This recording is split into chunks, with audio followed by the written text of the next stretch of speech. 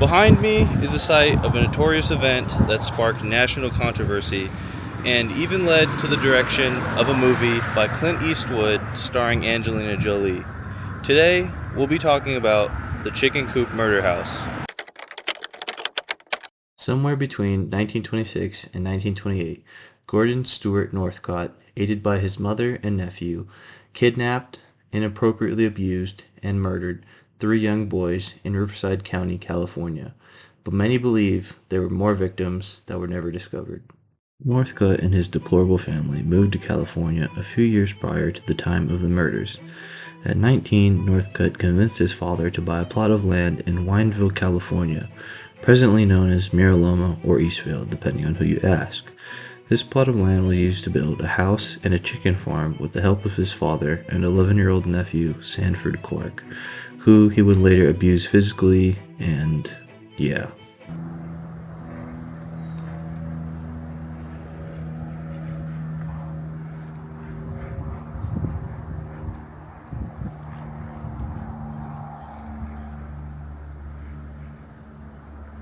Immigration services were actually suspicious of Northcott from reports they had received from Sanford's mom, Jessie, who relayed what her son had told her about his uncle's sick crimes.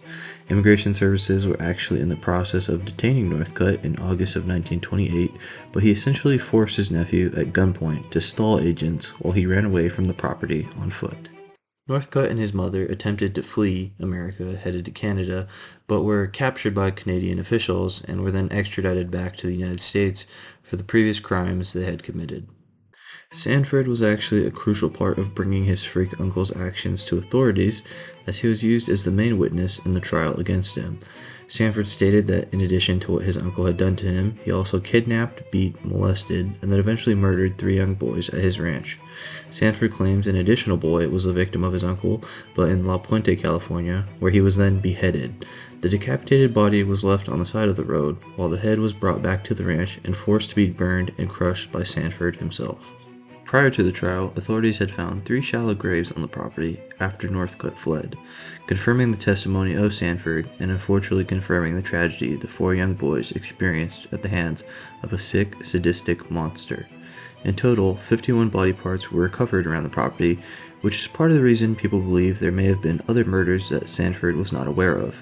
It should be noted that while in Canadian custody, Northcott admitted to killing over 5 boys before retracting his statement. It's a little weird and not super relevant in my opinion, but for brevity, apparently Northcott's mother pleaded to judges that he shouldn't be tried because he was the product of incest between her husband and daughter, and that she was technically Northcott's grandmother. She also stated that he had been inappropriately abused by the family for years. Her husband Cyrus George never commented on the statement, and these claims have never been substantiated. Most people chalked it up to the mother's desperate and bizarre attempts to alleviate her son from any responsibility. Northcott's mother was sentenced to life in prison for her involvements in the crime. Meanwhile, the 23-year-old Northcott was hanged for his crimes. In response to this, his mother attempted to unalive herself and also pled to be hanged. Now, one thing you may be wondering is why did this case get so much attention in the first place? Well, the mother's bizarre claims are one reason, but additionally, there was a young boy who claimed to be a missing 9-year-old Walter Collins.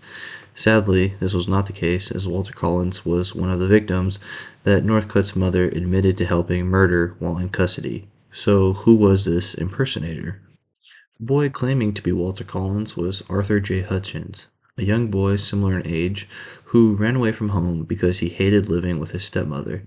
Hutchins saw the missing child case as a way to start a new life in California and be away from his stepmom, so he tried his best to impersonate Walter. Now, this story is crazy in itself because Arthur was transported all the way from Illinois back to California to meet with his supposed mom. Meanwhile, the mother of the missing boy, Christine, immediately knew that this wasn't her real son and informed LAPD as such. In response, the active police captain for the LAPD overseeing the situation, J.J. Jones, told the mother, Christine, not to make a big deal out of things and take the boy home and, quote-unquote, try him out just for a couple of weeks and see how things went. Christine Collins, 3 weeks later, returned to the police station, adamant that this boy was not her son. In response, the police captain had her committed to a mental asylum.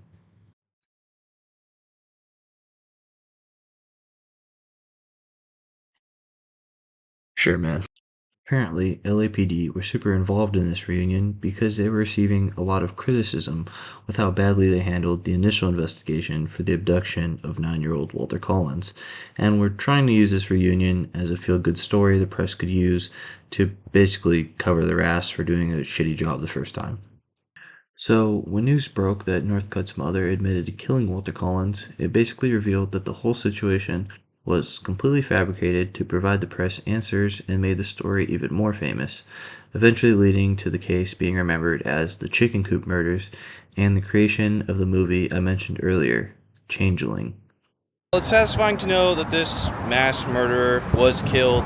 It's nice knowing that he can't cause harm to any more boys.